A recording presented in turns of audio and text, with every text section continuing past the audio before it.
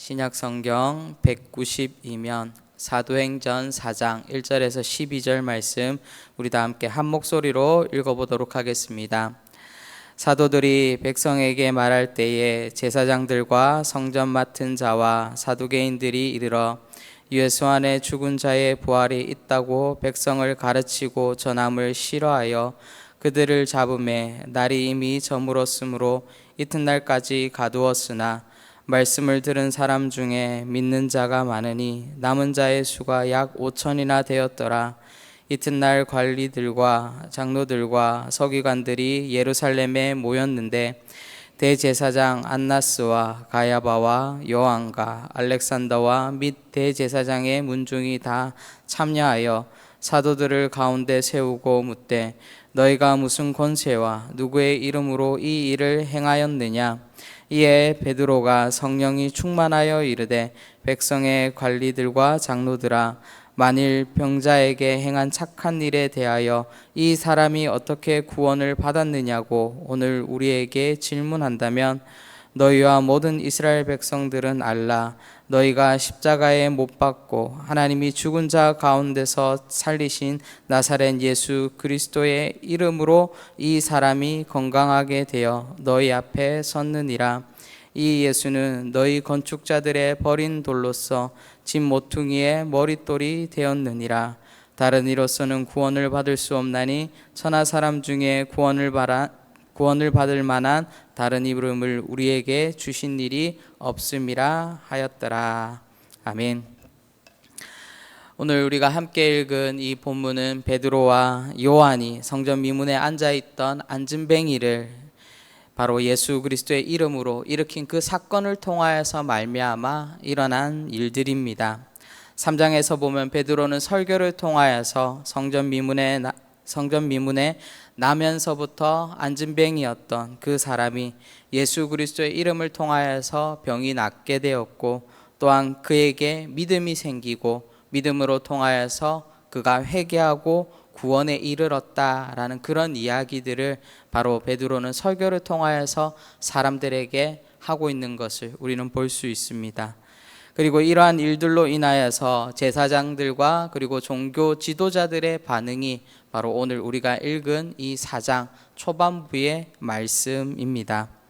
오늘 본문 1절을 보면은 사도들 즉 베드로와 요한이 예수 그리스도의 복음을 전하고 있을 때에 제사장과 성전 맡은 자와 그리고 사두개인들이 와서 이를 중단시키는 것을 우리는 볼 수 있습니다. 말씀에 보면 사도들이 복음을 전하는 과정 가운데서 세 부류의 사람이 바로 등장하는 것을 우리는 알 수 있다라는 것이죠. 첫 번째는 제사장이요, 두 번째는 성전 맡은 자요, 그리고 세 번째는 사두개인인 것을 우리는 볼 수 있습니다. 사도행전을 기록한 요한이 이들을 이렇게 상세하게 기록하고 있다라는 것은 이 세 부류와 관련된 바로 이 집단들과 베드로와 요한이 복음을 전하는 것에는 밀접한 관련이 있다라는 것을 우리는 알 수 있는 것입니다.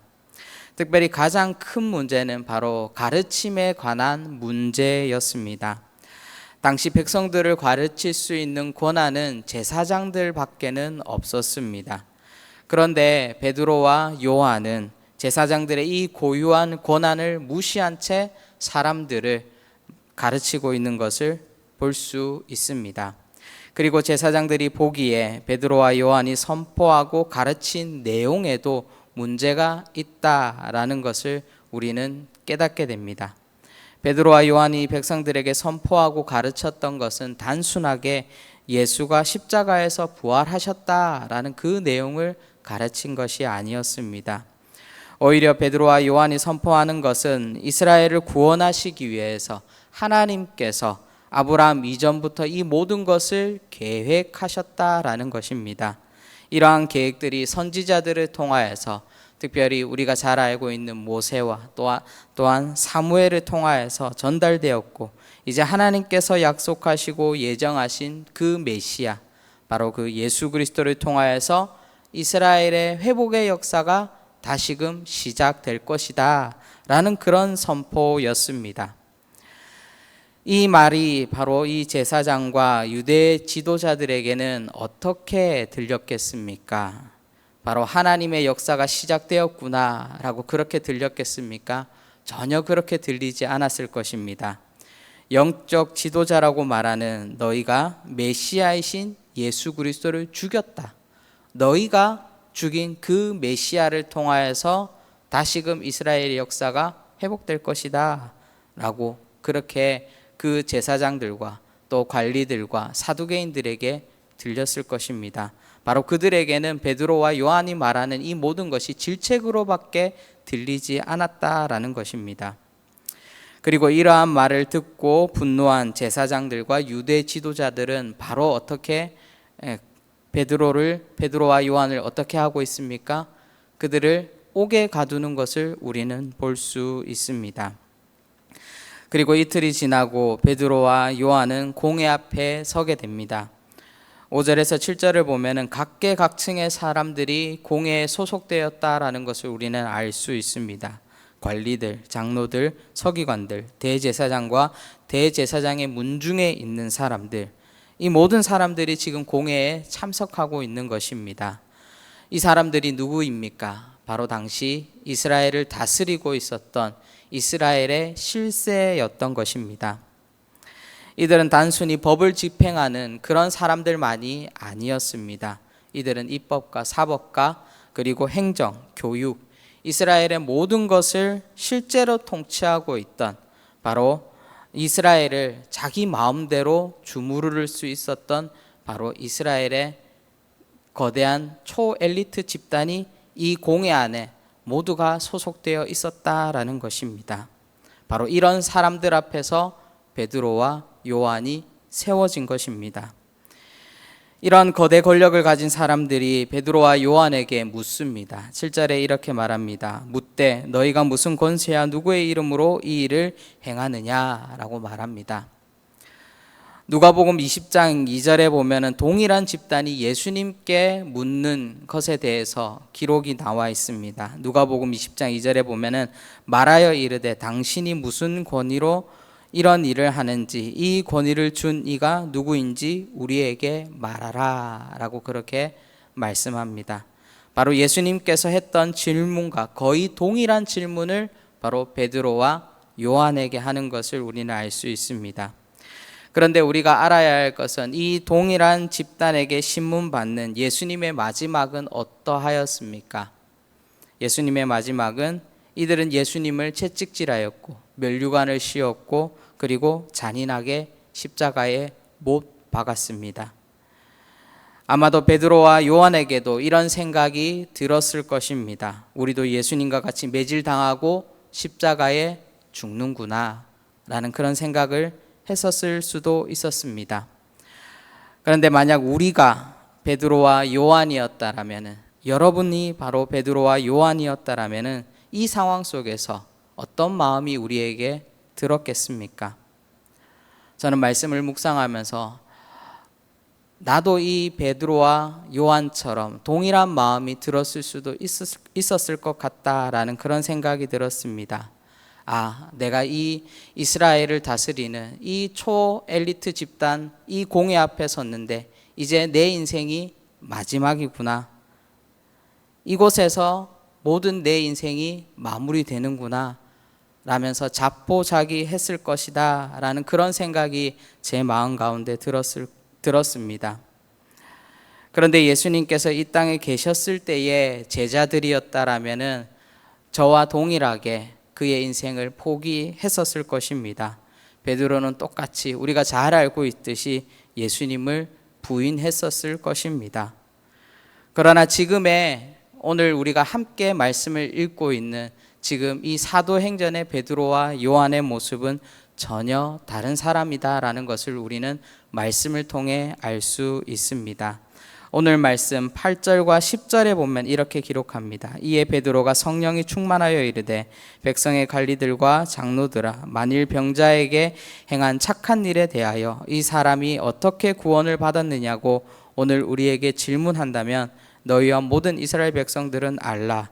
너희가 십자가에 못 박고 하나님이 죽은 자 가운데서 살리신 나사렛 예수 그리스도의 이름으로 이 사람이 건강하게 되어 너희 앞에 섰느니라 라고 그렇게 선포하고 있습니다. 말씀은 우리에게 베드로와 요한의 상태에 대해서 말씀해 주고 있습니다. 어떻습니까? 첫 구절에 보면은 8절에 보면은 이에 베드로가 성령이 충만하여 라고 그렇게 기록하고 있는 것을 우리는 볼 수 있었습니다. 베드로는 더 이상 예수님을 배반했던 그런 배신자가 아니었습니다.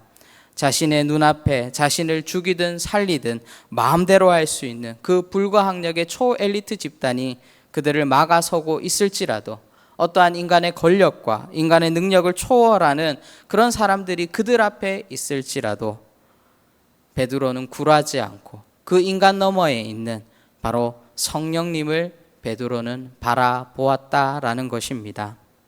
그리고 그들에게 선포합니다. 성전 미문에 앉아있던 그 안진뱅이를 걷게 한 것은 나와 요한이 아니라 바로 너희가 십자가에 죽이고 하나님께서 다시 살리신 예수 그리스도, 그 이름이 바로 이 사람을 살렸다라는 것을 선포하고 있는 것입니다.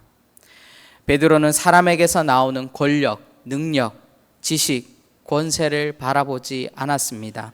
오히려 베드로는 예수 그리스도 그 이름을 의지했습니다.